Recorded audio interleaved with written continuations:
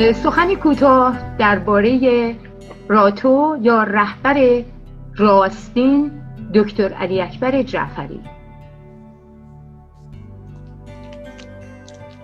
دکتر جعفری، راتو یا رهبر راستین، از سن 16 سالگی به پیام اشو زرتشت گرایش پیدا کردند و فلسفه آیین زرتشتی و زبان اوستایی و پهلوی را از استادان نامداری چون دکتر پیتاوالا و سپس دکتر منگ جیلدالا آموختند. سپس دکترای خود را در ادبیات پارسی از دانشگاه کراچی دریافت کردند. استاد جعفری تا پیش از شورش 57 به مدت 17 سال در سمت‌های مهم فرهنگی و ادبی در وزارت فرهنگ و هنر به ایران و فرهنگ پربار و با شکوهش خدمت کردند. از جمله خدمات ایشان مدیریت بخش روابط فرهنگی کشورهای آفریقایی و آسیایی، بنیانگذاری و مدیریت کرسی زبان پارسی در دانشگاه اسلام آباد در پاکستان، مدیریت مرکز انسانشناسی ایران و مشاور وزیر فرهنگ و هنر بوده است. در کنار کارهای دولتی دکتر جعفری در انجمنها و نهادهای زرتشتی پیام زرتشت و زبان اوستایی را به جوانان آموزش می‌دادند.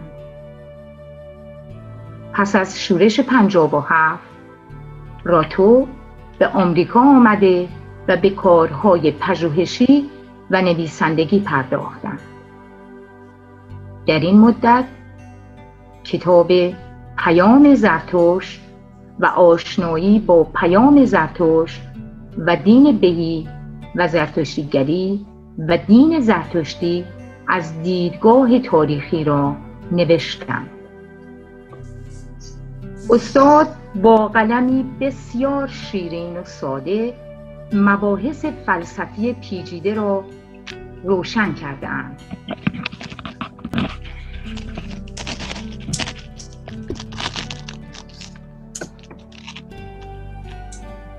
و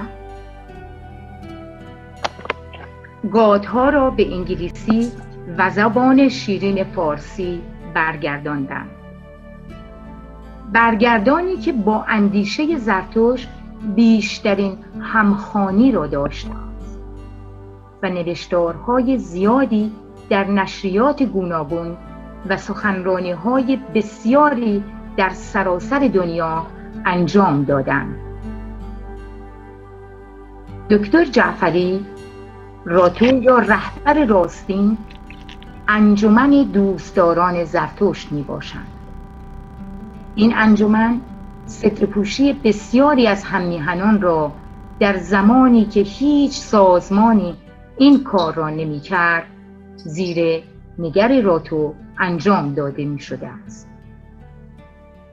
دکتر جعفری از بنیانگذاران و دوستداران و پشتیبانان و استادان دانشگاه سپنتا که تنها دانشگاه زرتشتیان می باشند هستند. استاد جعفری با 80 سال خدمت در راه آموزش و گسترش پیام اشو زرتشت از سوشیانت‌های زمان ما می باشند. سپاس و جاودانه باشید استاد. خواهش میکنم. من سپاسگزار هستم. ایشون این همه باید گفت ستایش از من کردند. به هر روی من آماده هستم هرچی میتوانم به اون خواهم پاسخ داد. درباره دین بهی زرتشتی همین که در صدر پوشی ما میگوییم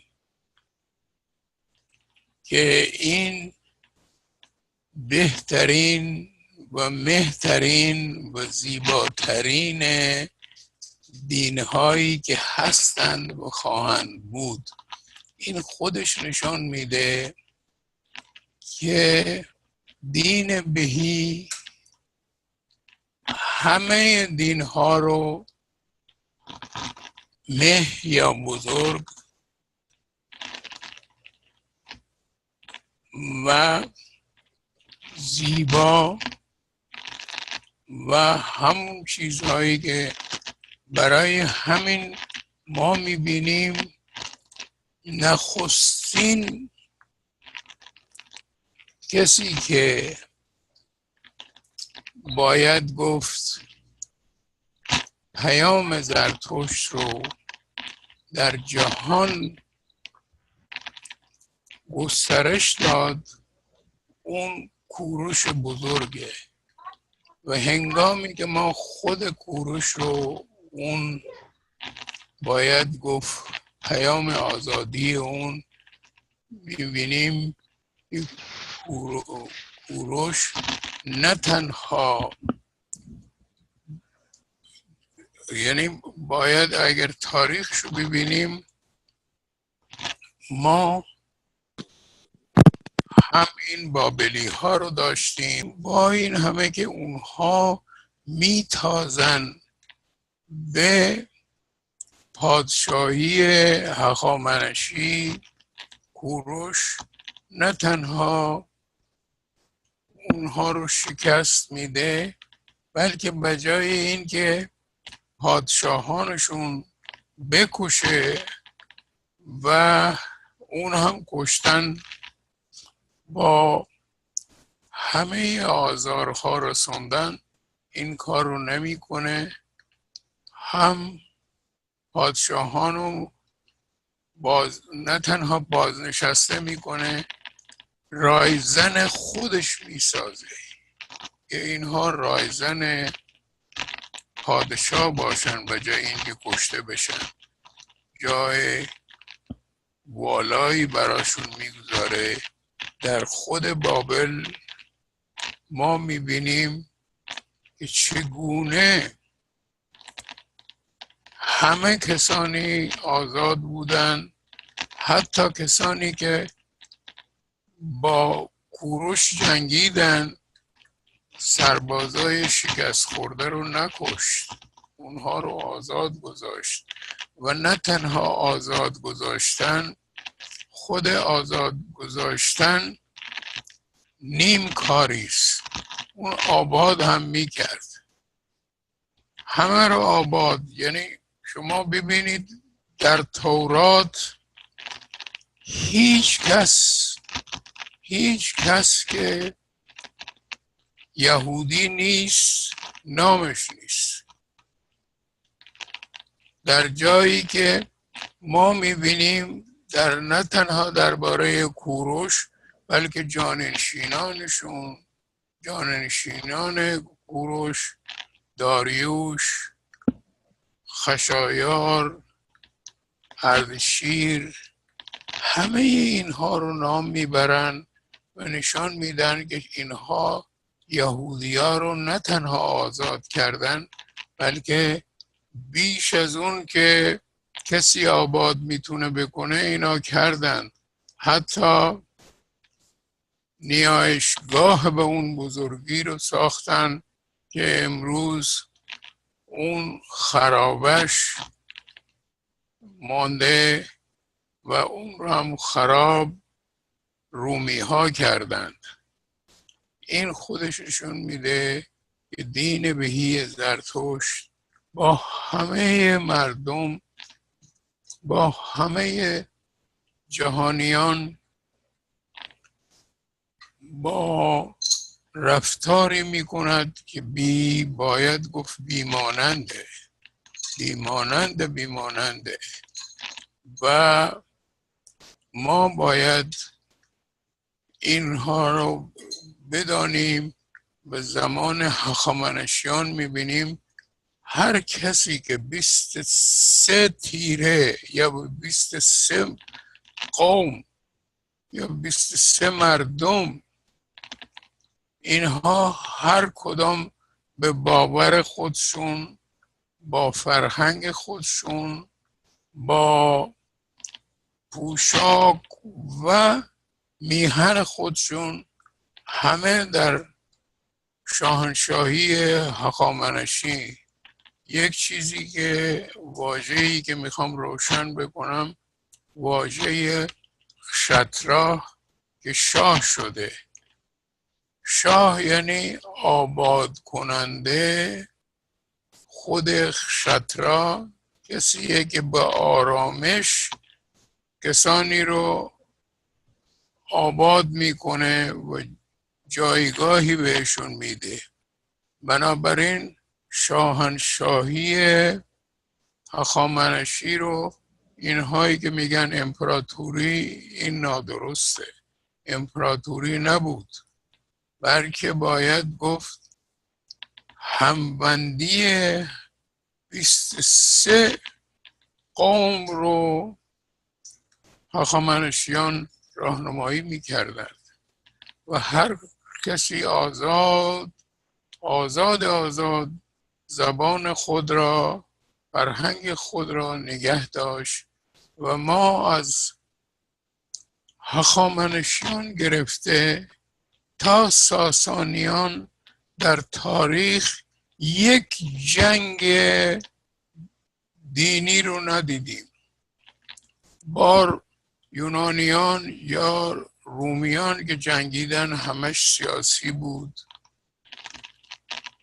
با هند و چین ما همواره دوست بودیم.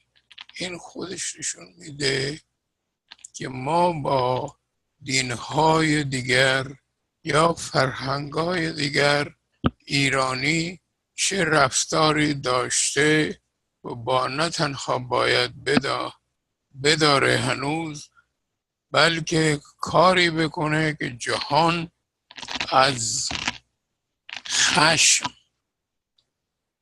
زرتشت میگوید که بنیاد همه کشمکش ها، همه جنگ ها، همه بکش ها خشم. ما باید همیشه خشم رو به کار نبریم، همیشه با آرامش پیش برویم. و اگر این کار باشه، در جهانی که امروز ما میبینیم تو جون همدیگه افتادن، حتی کسانی که با هم باور همدیگه رو میگن با این همه دارن میجنگن، این از میان میره و ما یک جهانی خواهیم داشت که همه در جای خودشون آزادانه و آبادانه زندگی، همه با هم پیوند هم، با این همه که جدایی های در فرهنگمون یا باورمون یا دینهامون این داشته باشه. این به هر روی این کوتاه شده پیام زرتشت که آزادی، پیشروی و با دانش، از همه بیشتر، از همه مهمتر باید یک کسی دانشمند باشه و دانش رو داشته باشه. خواهش میکنم اگر پرسشی هست بفرمایید. با درود آفرین به استاد بزرگوار. پرسش من در مورد موبدان در زمان کهن می باشد.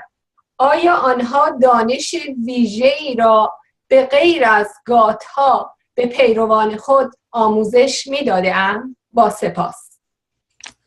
ما باید یادمون باشه که اشو زرتشت نخستین کسیه که بنیاد آن چیزی که امروز ما آموزشگاه یا مدرسه اینا، پیش از اون، نه تنها پیش از اون، تا اکنون ما میبینیم بودایی، هندو، درویش، صوفی و همه اینها برای خودشون 2 تا یا 3 تا یا 4 تا پیرو دارن. تمام شد. اشو زرتشت نخستین کسیه که بنیاد آموزش رو گذاشت برای این که میخواست همه دانا باشن و با دانش خود این رو، اون چیزی که زرتشت میگوید نمیفرماید، فرمان نمیداد، هر چی که زرتشت میگوید اون رو بسنجن و با دانش خود آیا اون رو بپذیرند یا نپذیرند. اگرم نپذیرند زرتشت کاری با اونها نداشت، دشمن اونها نمیشد. در آغاز همش همین واژه هیربود که ما به کار میبریم، موبد، یک چیزیه که به اوستا نیومده. با این همه که موبد رو یا موبد رو یا موپد رو ما میتونیم اوستاشو بگیم مگو پیتی، یعنی کسی که سالار یا راهنمای همبندی انجمن جهانی است. اما در خود زمان زرتشت و پیروانش واژه ایتریا پیتی، یعنی کسی که سالار آموزشگاه بود، استاد بود، این رو میگفتیم. و این واژه ایتریا پیتی شده هیربود. هیربود به امروزا تا ما میگیم هیربود یعنی موبد. نه، ما در آغاز در خود اوستا، در ارپتستان که همون هیربودستانه، در اون آمده که به زبان اوستاست که باید هیربود داناترین کسی باشه. اینا باید پیشرو باشن در دانا و هر کدوم، چه مرد چه زن در اون زمان، هم اون میتونه هیربود بشه، هم زن میتونه هیربود بشه. و نه تنها هیربود، بلکه هیربودان هیربود هم میتونه یک زنی بشه. این ما داشتیم که با گذشت زمان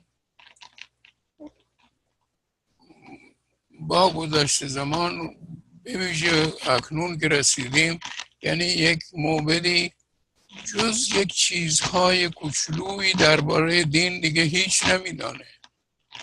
اگر هم یک کار دیگه میکنه اون رو هرگز با کار همین آموزش دینی خودش یک جا نمیکنه.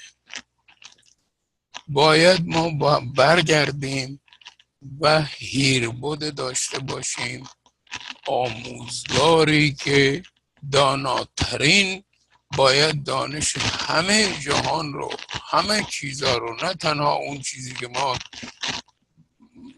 تا یک جایی اون رو دینی میدونیم، چیزهای دیگر رو اجتماعی میگیم. دین بهی همه زندگانی روزانه مردمه، همه چیز در دینه. آب خوردن، آب درست خوردن، نمیدونم این کردن اون کردن، این پوشیدن اون پوشیدن، همه اینها کارهای دینی، ولی باید برابر با زمان پیشرفته خودش باشه و ما با گفته خود زرتشت باید جهان رو تازه ترین بسازیم، یعنی نه روز بلکه ثانیه. خواهش میکنم. باز هم درودهای مهرامیز و سپاسهای بی‌پایان به استاد بزرگوار دکتر جعفری. استاد بزرگوار، همین گونه که خودتون آگاه هستید، پیروان اشر زرتشت در بخشی با هم یک شوربختانه یک ناهمگونی‌هایی دارند. کسانی هستند که میگن اوستا هم میتونه پیوندی با اندیشه های اشر زرتشت داشته باشه و کسانی میگن که تنها اندیشه اشر زرتشت در سروده های اهورایی گاتها هست. ما چگونه با این دو گروه میتونیم برخورد کنیم در این زمان که خودتون بهتر میدونید ما بسیار بسیار دوست میداریم که پیوندهامون گسترده تر و این جریانی که برای پخش اندیشه های اهورایی اشر زرتشت هست که خودتونم میدونید، گواه هستید که به چه اندازه جوانان، به ویژه جوانان و ایرانیان در راه آگاهی این جریان جهانبینی یا حالا به گفته‌ای دین یا آیین اهورایی هستند. سپاسگزارم از شما استاد. خواهش میکنم. باید یک چیزی ما به یاد داشته باشیم که زرتشت میگه بنیاد هر چیز دانشه. باید یک کسی خودش دانش آموخته باشه، دانشمند باشه که بدانه که چیه. ما یک چیزی هست، من اگر یک کاغذ سفید رو در برابر همه بگذارم، همه میگن این سفیده. ما باید دانشی داشته باشیم که یک چیز رو ببینیم چه رنگه. اگر سرخ میتوانیم بگیم، اگر سیاه میتوانیم بگیم. هنگامی که ما عینک های گوناگون میزنیم و چیزها رو میبینیم یک چیزی که سفیده میگیم نه این سفید نیست، این آبیه. این جدایی ها، این اختلافات ما، این کارهایی که ما داریم میکنیم از روی همینه. اگر همین سرودهای زرتشت رو بخوانند و دریابند به گفته خود اوستای هفتاد که باید بیاموزد، به کار ببندد و اونگاه به دیگران بیاموزد. میبینید ما باید ببینیم آنچه که زرتشت گفته آیا با دانش جور میاد یا نه. هنگامی که اینو درست پیام زرتشت رو ما به درستی دریافتیم، آشنا شدیم، اونگاهه که خود میدانیم که چیزهایی که در اوستا دیگه آمده و میبخشید همش هم بیشترش هم یک چیزهایی که با خود سرودهای زرتشت و پیام زرتشت جور نمیاد، اون رو میگن زرتشت از اهورامزدا پرسید این اهورامزدا گفت این چیزهای ما میبینیم که با گفته زرتشت جور نمیاد. اون رو با آرامش چی بکنیم، با هم باید ستیزه رو راه نندازیم و همین هم شده. میبخشید یک زمانی خودمونیم، من نمیخوام از این چیزا گفتگوی در میان بیارم، یعنی کسانی حتی گمان نمی کردن، تصور نمی کردن که آیا یک زن میتونه موبد بشه و اینو با آرامش و همون از ایرپاکستان که من در آوردم و نشون دادم که زن میتواند نه تنها به اصطلاح هیربود بشه بلکه هیربود هم بشه. یک کسی باشه که 4 تا زن 8 تا مرد زیر دستش باشه. هنگامی که من این چیزها رو گفتم در خود تهران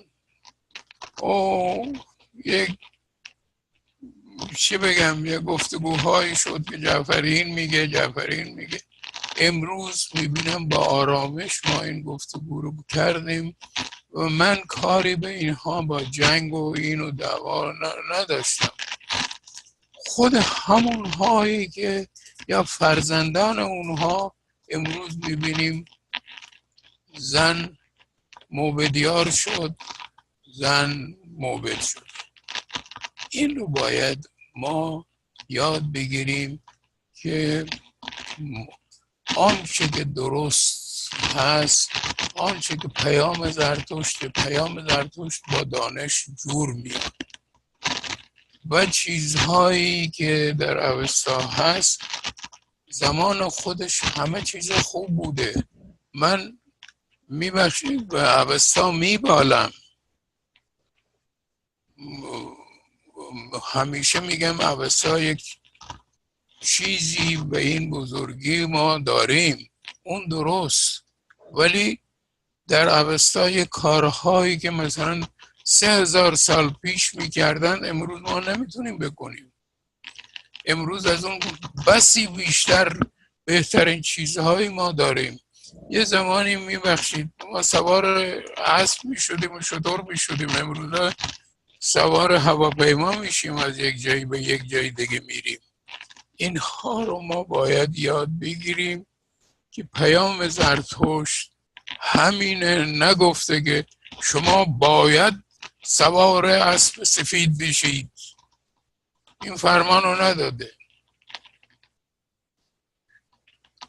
ما رو آزاد گذاشته و با پیشرفت از کجا از پیاده روی رسیدیم به هواپیما و از یک جا به یک جای دیگه با ماشین یا اتومبیل خودمون میریم و میاییم. باید با دانشجو باشیم و با همدیگه هم با شیرینی گفتگو بکنیم، کشمکشی نداشته باشیم. این به جایی میرسه که آن طرف که هنوز درست پیام زرتشت رو در نیافته، با گذشت زمان خود در میابه و خود دیگرگون میشه، عوض میشه و با ما همساز میشه. خواهش میکنم. بسیار سپاسگزارم. درود ویژه‌ای میفرستم به آموزگار ارجمندمون دکتر جعفری گرامی.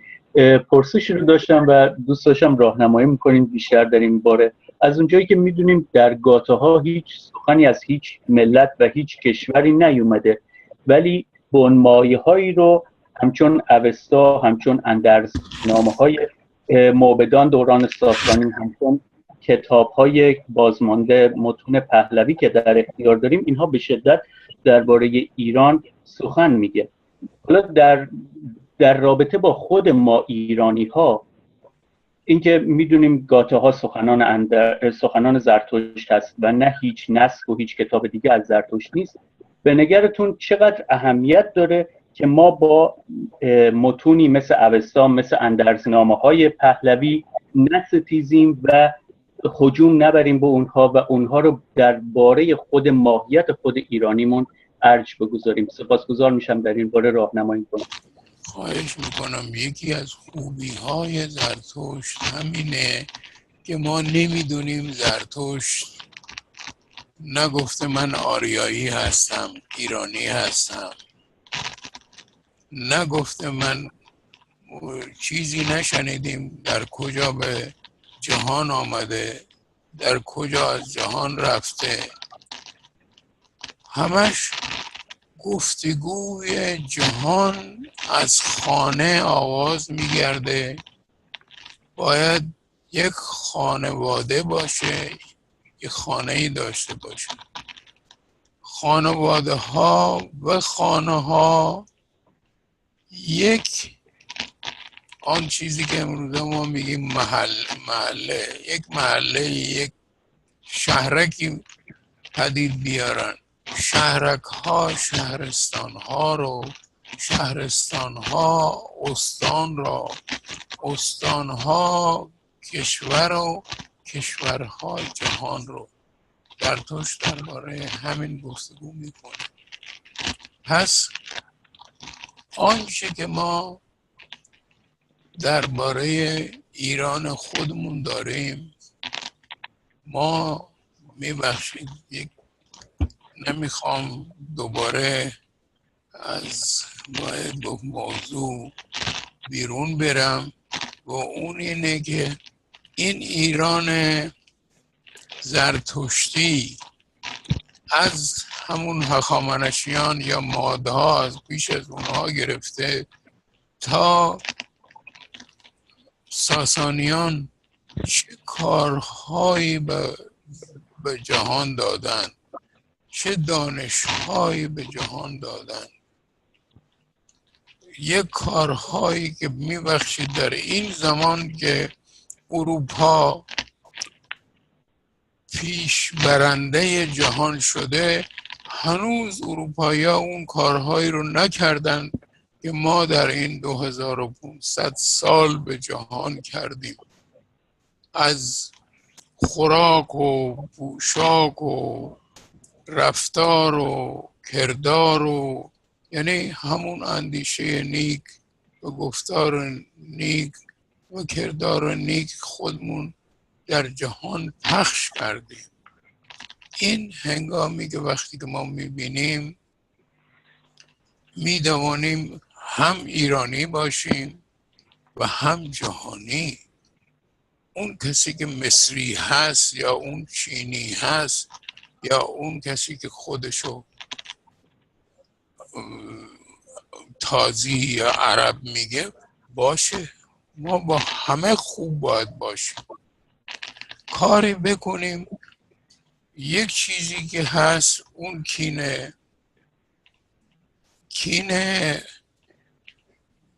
جویی و کینه ورزی نباید داشته باشیم. یک زمانی تازیان آمدن تاختن و یک کارهایی بر ما کردن. پس از اون اینایی که امروز هستن 1400 سال گذشته ما باید کینه خودمون از اینا بگیریم؟ نه، با اینها مانند برادر و خواهر زندگی بکنیم. چه عرب باشه، چه ترک باشه، چه مغول باشه، چه چینی باشه، چه آلمانی باشه، چه انگلیسی باشه. ما باید ایرانی ها همون بکنیم که در زمان هخامنشیان آغاز کردیم این کار نیک زرتشت رو. خواهش میکنم جناب.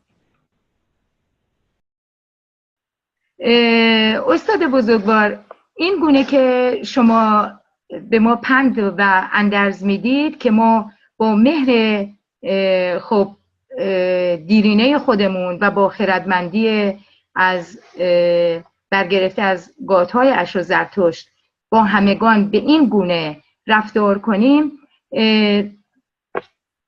شاید نادرست بگم در زمان هخامنشیان که اون اندیشه و مهرورزی و خردگرایی و راستین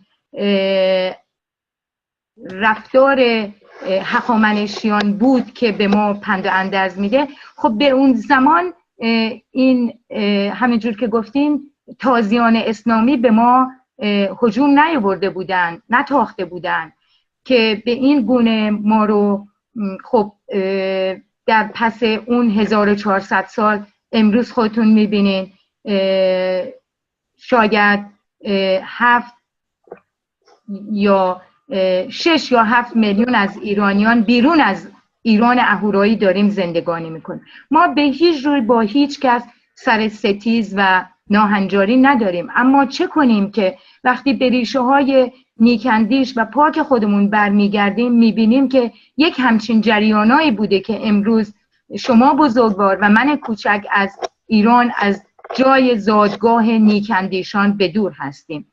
و همینجوری هم که خودتون میدونید در گاتها اشو زرتشت در برابر 2 گروه به نام کاویان ها و کربان ها ایستادن، دین فروشان و سیاست بازان دین.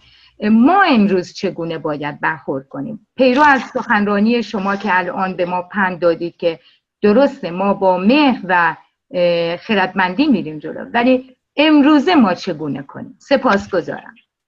همون که گفتم، ما گسترش راستی های زرتشت با بنیادهای هستی زرتشت، ما با اینها مردم و هنگامی که بیاموزیم در آواز گوش نمی کنند.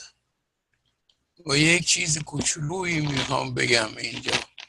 مثلا کسانی همین حالا این آمریکایی که ما هستیم، کسانی در این آمریکا با میگن نه مسلمان ها این و اون کسانی نه همشون، ناگهان میبینیم با این همه که میگن این اون، ناگهان ریش گذاشتن، کلاه رو سرشون میگذارن.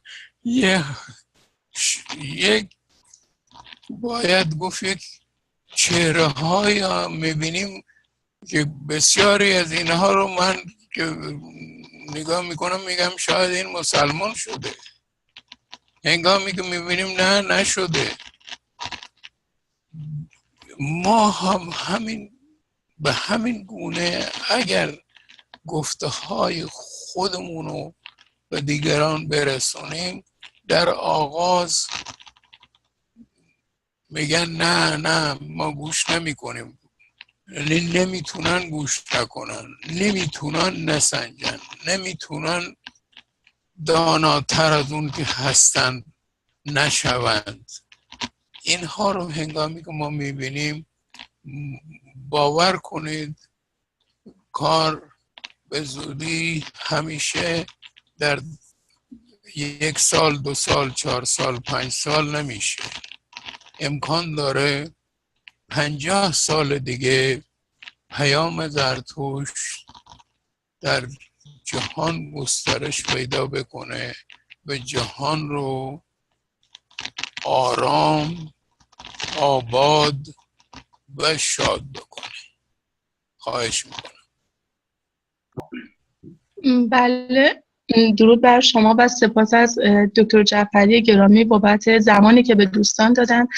دکتر، من پرسشی که دارم در مورد بندی از گاتها هستش، اگر روشنگری بفرمایید سپاسگزار میشم. ما در هات 49 بند 11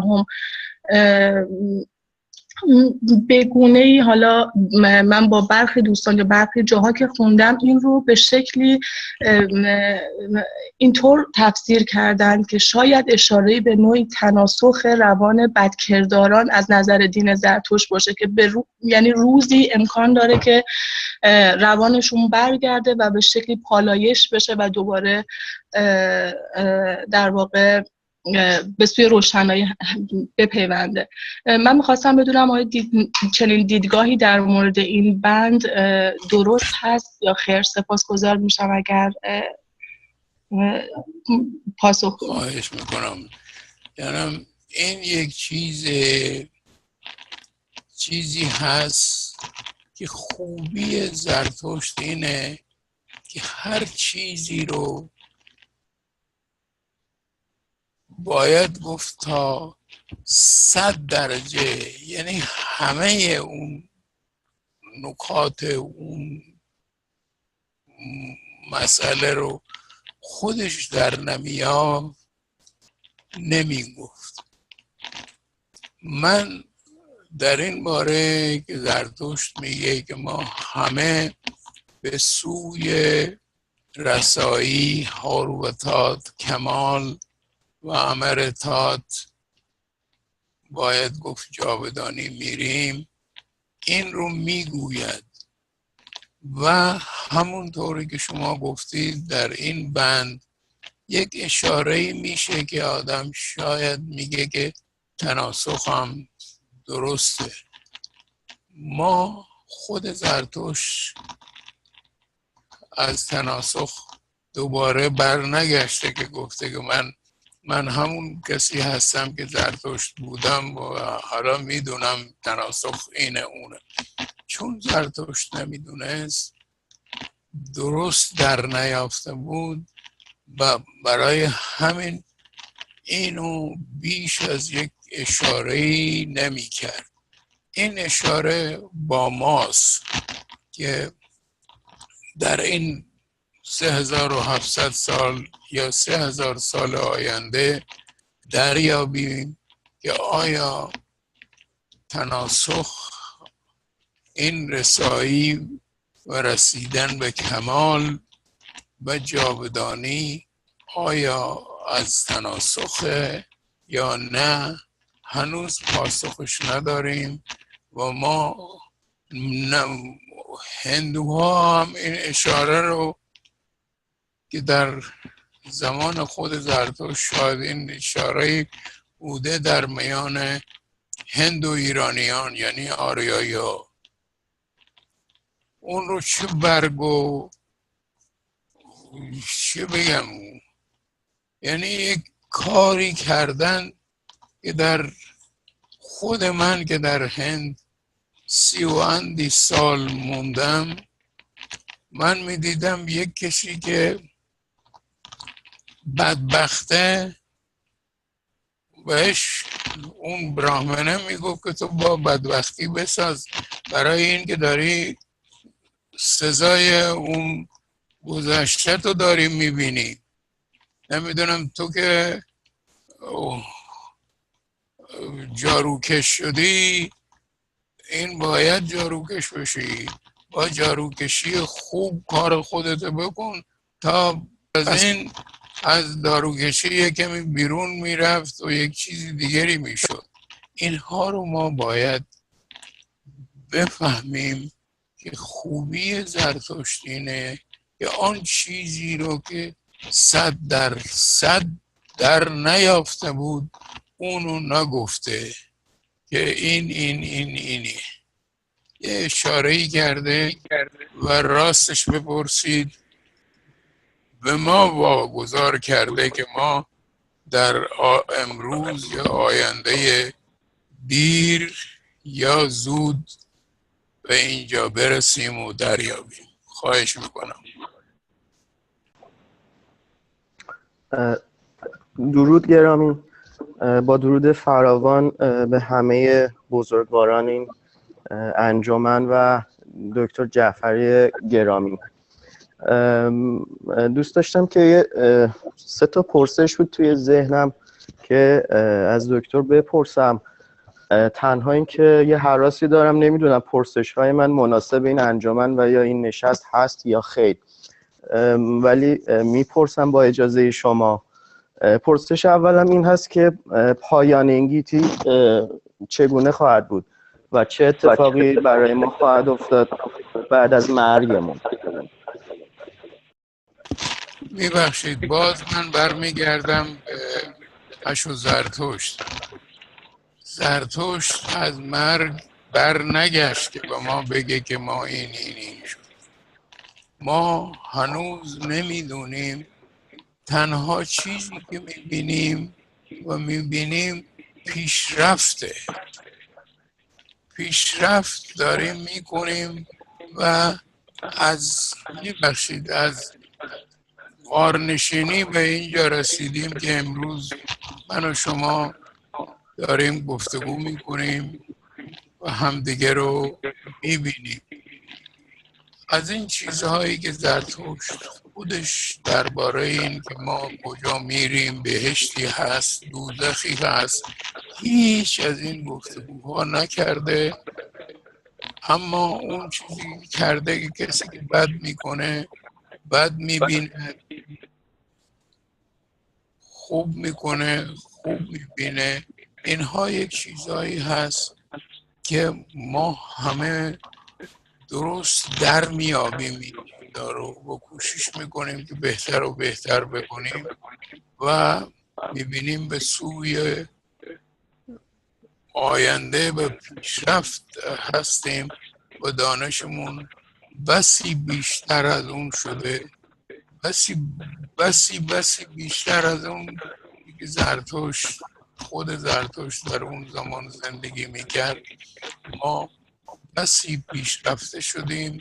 تنها خوبی زرتشت یعنی در جهان یک تک مردی هست که اون یک بنیادهای زندگی، بنیادهای هستی، خودش میگه نخستین بنیادهای هستی، اونها رو برای ما روشن کرده و چیزی هست که میبخشید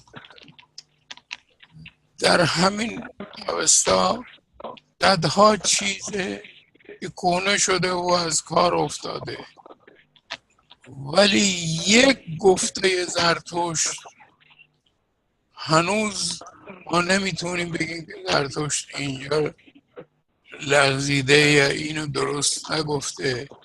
همه بنیادهای هستیش، همین از الف عشا گرفته تا واو وهومن، همش درست نه تنها امروزی بلکه فردایی هست. خواهش میکنم. حالا پرسش دوم. سپاسگزارم که باز من وقت دادید. پرسش دوم بود که به خواست اهورامزدا یعنی چی؟ یعنی آیا کارهایی که ما توی این گیتی یا توی این جهان انجام میدیم در راستای خواسته های اهورامزداست، مثل ادیان اسلامی که میگن هر کاری رو که شما انجام میدید در راستای خواست خداوند بوده؟ اینو دوست داشتم بیشتر برای من باز کنید. ببینید، زرتشت اهورامزدا رو آفریدگار و پروردگار و باید گفت نگهبان میدونست. ما همین جایی که من اکنون کسی تو ماشین یک کسی که نشستم، یه چیزایی دلم میخواد که این رانندگی خوب بکنه یا چی بکنه، یا همین اینجا که نشستیم همش همینه. ما دلمون میخواد که کسانی دیگه که حتی شاگردای خود من درست اون کارها رو بکنن و این خواهش هست ولی فرمان نیست. هرگز نگفته که خدا فرموده که ما باید اینجامون اینطور بخارونیم.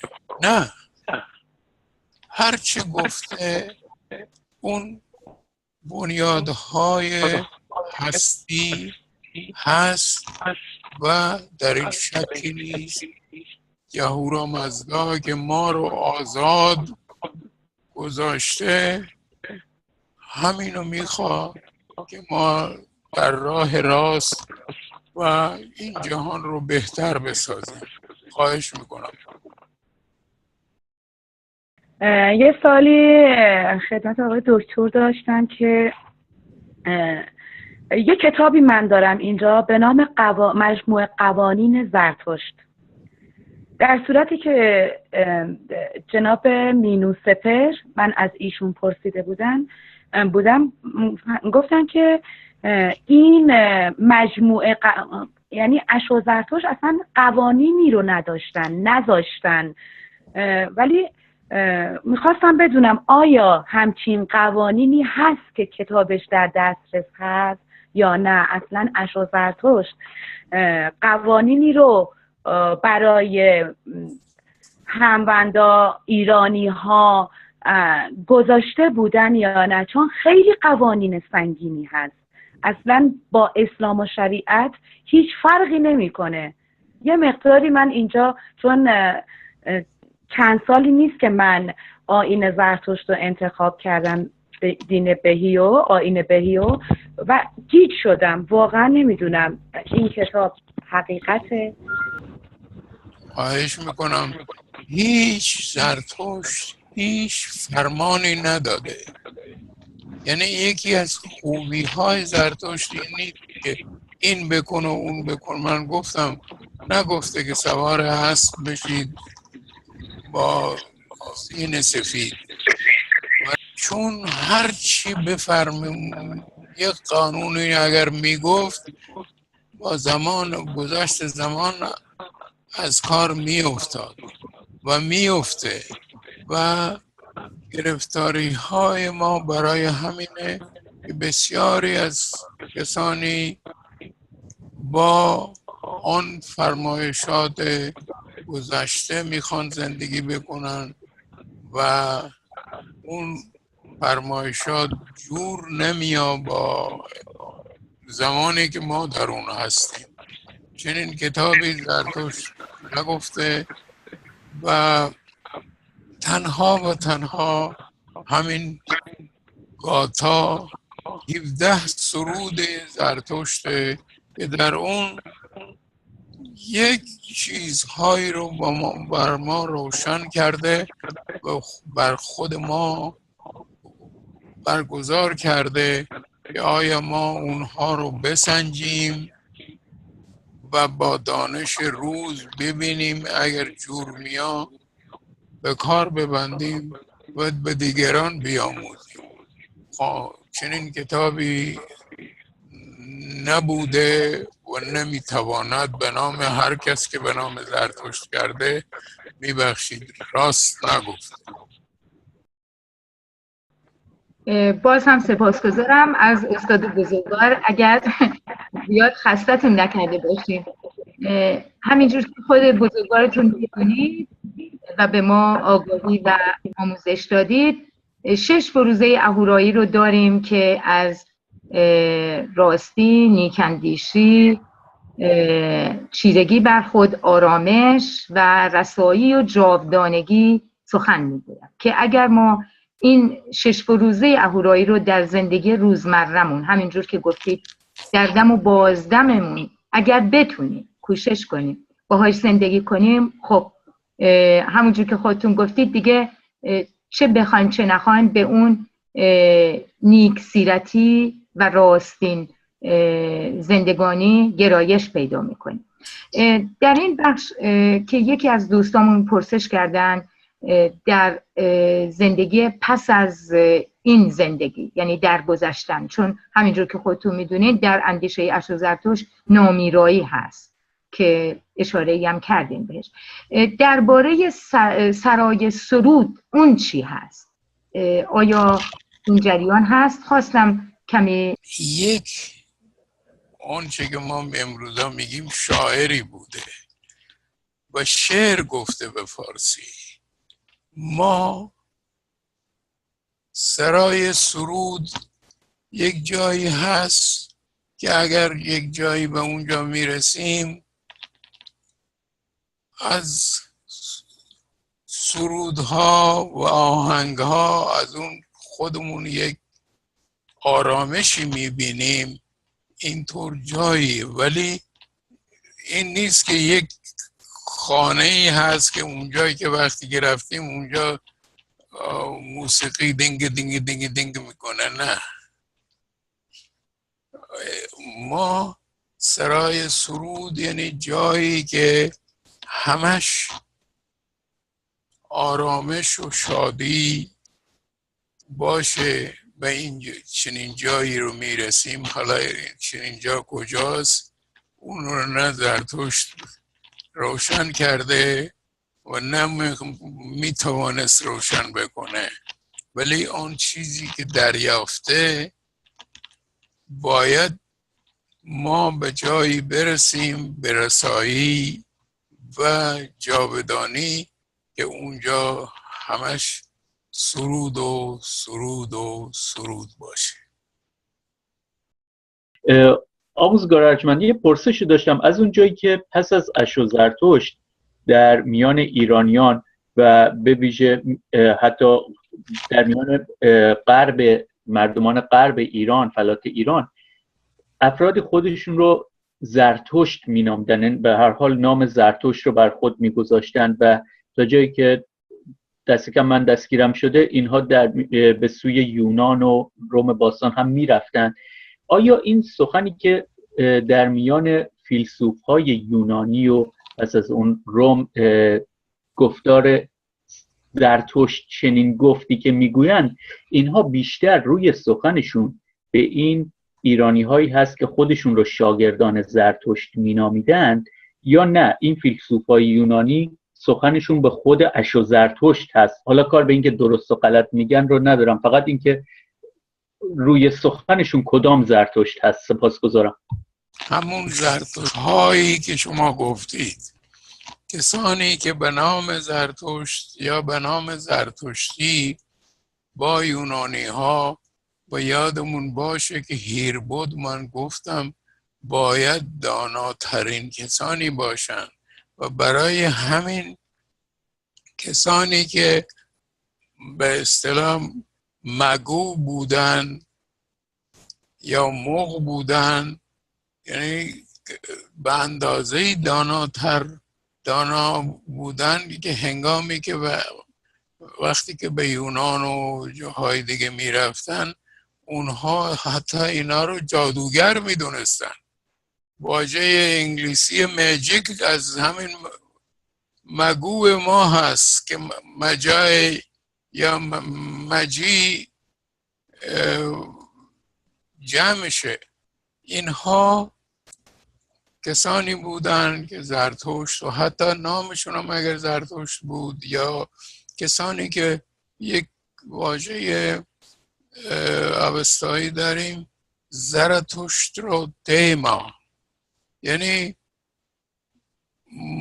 مانندترین زرتشت، یعنی کسانی که مانند زرتشت می شدن اونا رو زرتشت رو دیما می گفتن.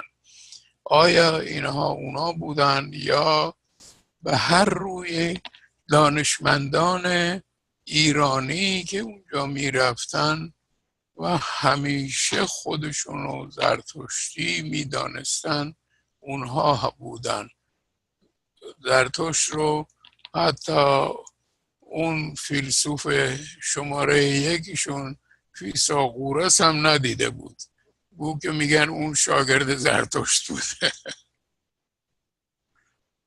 خواهش میکنم. دکتر من یک پرسشی داشتم، البته گفتم دوستان پرسش ها رو بکنن، اگر زمان شد من چند جا دیدم که دیرینگی یا اون تاریخ اشو زرتشت رو که 3700 و اندی هست رو برخی 8 تا 9000 سال میگن هست. اگر این رو یک روشنگری کنید که این 3700 و اندی بر پایه چه بوده که من و دوستان بدونیم که این پایش از کجا بوده و چه هست. سپاسگزار میشم. خواهش میکنم. ببینید ما هم از لحاظ زبانشناسی و هم از روی باستان شناسی، هنگامی که مردمی که خودشون آریا یا آریا سانسکریت شه، ایریا اوستا شه، یعنی آزاده، که در زمان ساسانیان همیشه ایرانی رو آزاده میگفتن. اینها باستانشناسی و زبانشناسی نشون میده که کما بیش 4000 سال پیش بودن و کسانی که حتی 8000 سال و 10,000 سال پیش یا حتی 3000 سال پیش یا حتی پدر داریوش که نامش گشتاس بود و ویشتاسپا بود فکر میکنن این گشتاس همونه که زرتشت و هیچ نمیگویند که چرا داریوش که پدرش زرتشتی شد این زرتشت رو خودش نیاورد و چیزی نگفت. اینها رو ما باید زمان و این چیزها رو که میبینیم همون 4000 سال پیش جور میاد. خصوصا زرتشت هم زبان اوستاییش و هم سبک شعر گفتنش، یعنی ما همین امروز مانند فردوسی کسی نداریم که شعر بگه، یا امروز همینطور هر کس زمان خودش یک سبکی داره. سبک زرتشت وقتی میبینیم با ریگودا که 4000 سال پیش با یکمی بالاتر از اون یکمی هم پایینتر از اون درست همون سبک ریگودایی هندی است.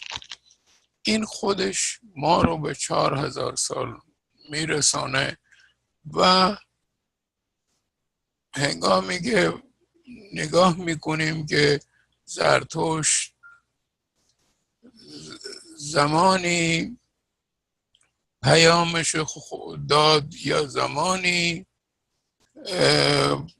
گشتاس پس از 2 سال گفتگو، شما ببینید یک شاه این کار رو نمی کنه، ولی گشتاس 2 سال زرتشت با گفتگو کرد تا خودش و خانواده و همه درباریان همه زرتشتی شدن.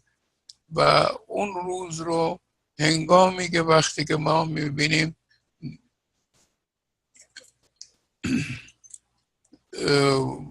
ویمیدیا زیمو میان زمین که ما امروز به فارسی نامش نیمروز گذاشتیم. نیمروز امروز همین زابل ماست، الان زابل و زابلستان و از این چیزا، کابل و کابلستان که نام افغانستان اول کابلستان بود. و به هر روی در اونجا هنگامی که ما میبینیم نوروز طوری باشه که جور میا با 4000 زبی بهروز وقتی پیشنهاد کرد ما پذیرفتیم و بسی اون رو درست دیدیم که 3754 سال شده. شاید 10 سالی زودتر 10 سالی دیرتر، ولی از این بیشتر نمیشه. خواهش میکنم. شما هم بسیار آزردیم استاد. این که میبینم جای اشو زرتشت رو که به گمانم خودشون آموزگار نام بردن خودشون رو یا آنترا، برخی پیامبر مینامن. آیا این درست هست که ما این رو پیامبر بنامیم، یعنی کسی که پیامی رو از جایی به جایی آورده، یا نه باید همون با نام آموزگار نام ببریم؟ زرتشت پیامی داره ولی پیامبر نیست. پیامبر کسی که پیام ببره. ما این کلمه ای که اینا آمدن و برگردان رسول کردن پیغمبر یا پیغامبر، پیغام کدوم رو میبره، کجا از کجا به کجا؟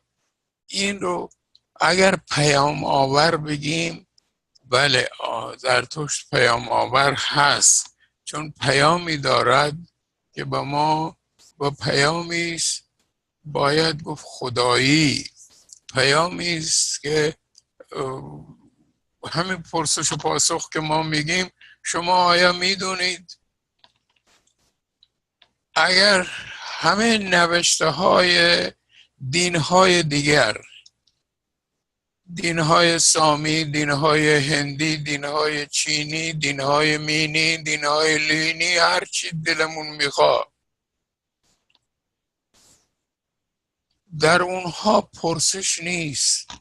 این گاتای به کتابچه کوچولو 38 صفحه‌ای، 17 سرود، 93 پرسش داره. این همه پرسش هایی که زرتشت کرد و خوبی این شاعر اینه که من به یاد یک بیت هندی افتادم که اون گفت باید یه پرسشی کرد که خود پرسش پاسخ پرسش باشه. زرتشت همین کارو کرده، یعنی 93 پرسش رو و هنگامی که ما میخونیم استادی بزرگ و باید گفت چه شاعری بوده که توانسته این 93 پرسش خودش رو نگه داره و طوری در سرودای خودش بیاره، در پیام خودش بیاره که پاسخ هر کدومش خود پرسش باشه. این پرسش و پاسخ کار بسیار خوبی است و ما باید اینو دنبال این داشته باشیم و هر چی بپرسیم چه بهتر.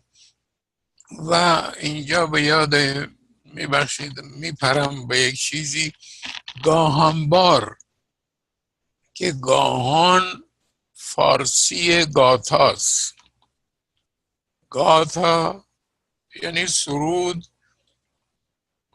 گاهان سرودها، گاهان بار یعنی بار گاهان یا نوبت با گاهان خانی، گاتا خانیه. در گاهنبارها که در اوستا آمده خوبیش اینه که در میبخشید در هیچ جای جهان تا امروز هم ما اینو نمیبینیم. اون اینه که یک کسی می اومد یک چیزی از گاتا در میان میگذاشت، سخنرانی میکرد، یا یکی یا 2 نفر یا 3 نفر یا 4 نفر سخنرانی میکردن و اونگاه راه برای پرسش و پاسخ در اون زمان. میبخشید من بچگی وقتی که یه پرسشایی از یک استادی کردم، گفت بچه 7-8 ساله رو گفت خفه شو، از این چیزا نپرس، باید یعنی چشم بسته از اون چی بکنی، پیروی بکنی. این رو زرتشت در اون زمان، زرتشتی ها و ما همینو در انجمن دوستداران زرتشت میکنیم و هم اکنون داریم همین کار رو میکنیم. اون پرسش و پاسخ یک چیزی هست که بنیادش باز همین زرتشت گذاشت و خفشو و اینا نیست. هرچی بپرسیم روشن‌تر میشیم. پاسخ ها خود دنبال پاسخ رفتن یعنی پژوهیدن، پژوهش کردن. خواهش میکنم.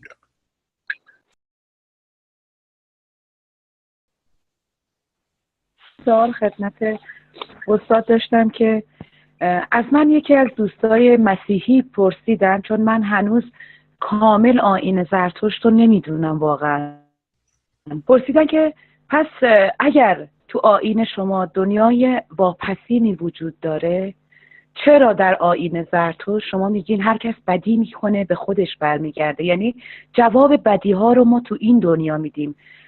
اگر میگین پسین، چرا مجازاتی در دنیای پسین شما نیست؟ این سوال اولم. و سوال دومم اینه که آیا کسانی که یعنی زرتشتیانی که از این دنیا میرن با مراسم همون مسلمونیه، یعنی مثل مسلمونا دفن میشن؟ من یه مقداری اینا رو هم نتونستم بهشون جواب بدم. اگر مهر کنید و که این پاسخ رو به من بدین من ممنون میشم.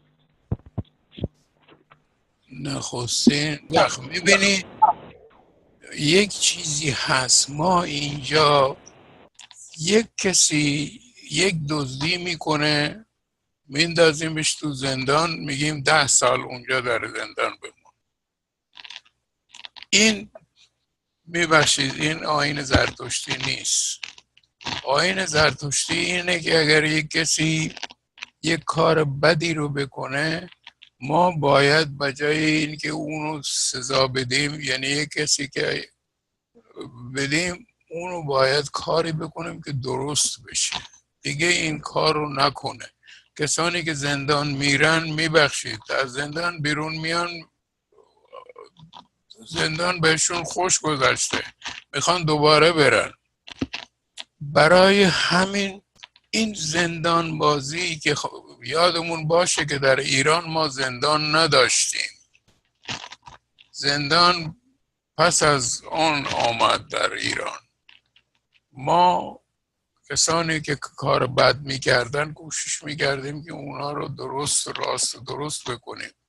یک کسی که میبخشید یک کسی رو میکشه، اگر ما اونو بکشیم آیا اون زنده میشه؟ کاری باید ما بکنیم که کسی رو نکشه، کاری بکنیم. اینها راههای، برای همین ما میبینیم بهشت و دوزخی که اینجا آدم در میبخشید 100 سال خودش کارهای بدی کرده، برای این میندازانش تو دوزخ. اونجا یه آزارهایی که شما بخونید درباره آزارهای به دوزخ،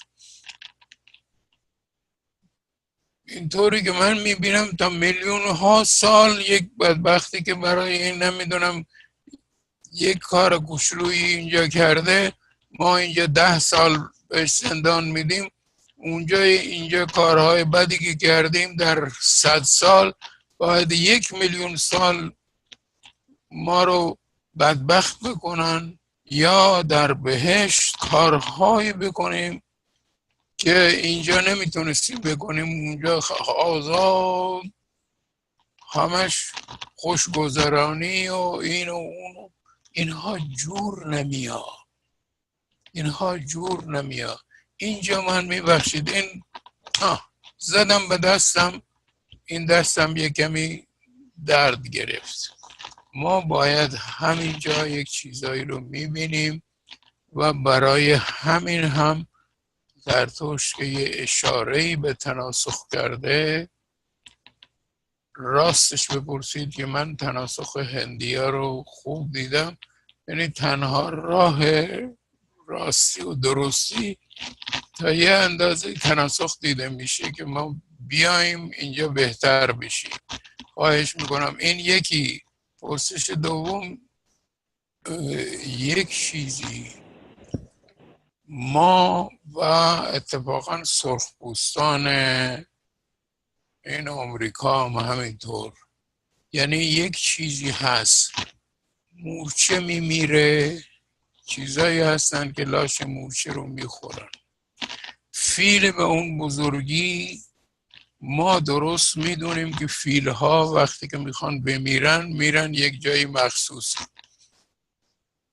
کفتار و این چیزایی هست که این فیل رو در عرض همون 4-5 ساعت همه فیلو، یعنی من خودم دیدم در نیم ساعت یک گاومیش که از گاو بزرگتره، گاومیش رو همین پرنده ها، لاشخورها نیم ساعت اینو دیدم، اینا کاری کردن که استخوناش سفید شد.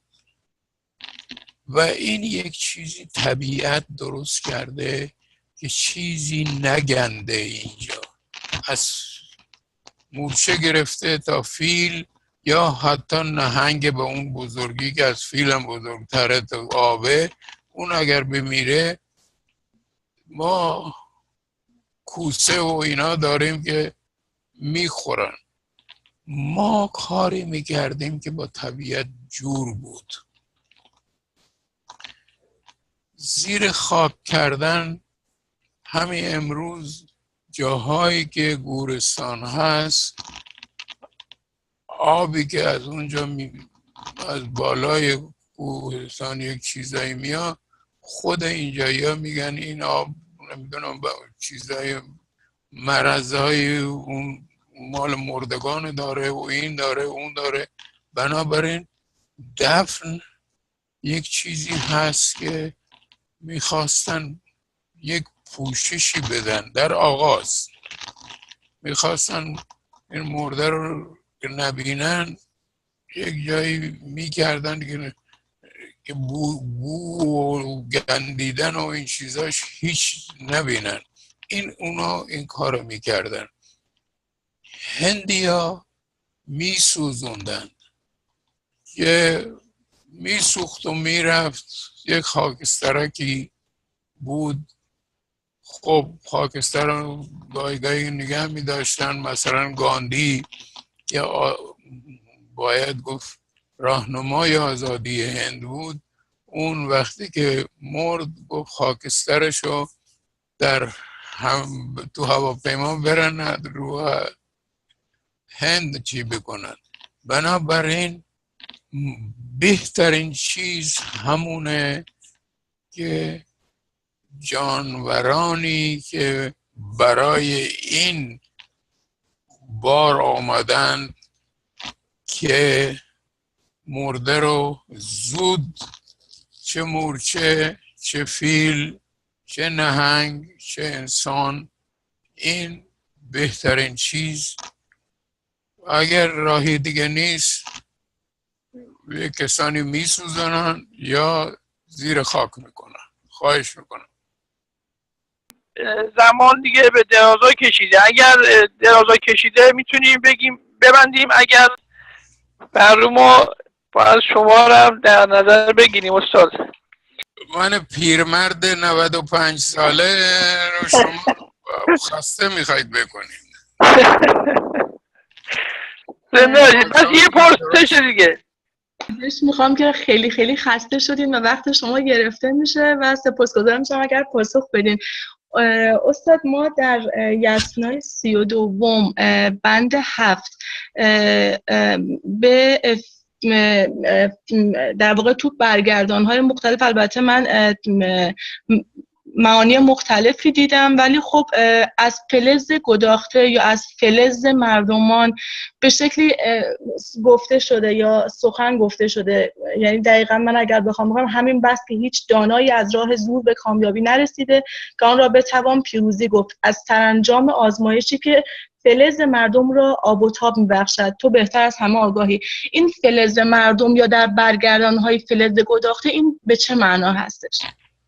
فلز یعنی این تقریبا همونه که ما در ایران در داستانهایی داریم که برای این که یک کسی نشون بده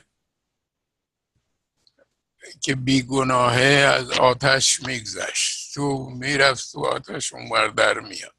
این معنی همونه که کسی که راست و درسته و از فلز و این چیزا گذاشته، یعنی همون چیزی که ما میگیم از آتش گذشت و نسوخت برای این که بیگناه بود، این یک چیز شاعریه به این معناست، نه که این که فلز گداخته روش میریختن یا چیزی میکردن. یک چیزی اینطوری، یک مثلی بوده. زرتشت هم اونو گفته. زرتشت زمان خودش رو با اون گفتگو میکنه. خواهش میکنم جانم، ما باید زبانشناسی، بسی زبانشناسی رو خوب ببینیم. مثلا یه چیزهایی هست، واژه دروغ، میگیم داریوش گفته که اهورامزدا این کشور منو از دروغ نگه دار. کلمه دروغا که در اوستا دروج میشه و در سانسکریت دروغ میشه، یعنی آزار رسوندن، یک چیزی که به دیگران آزار میرسونه.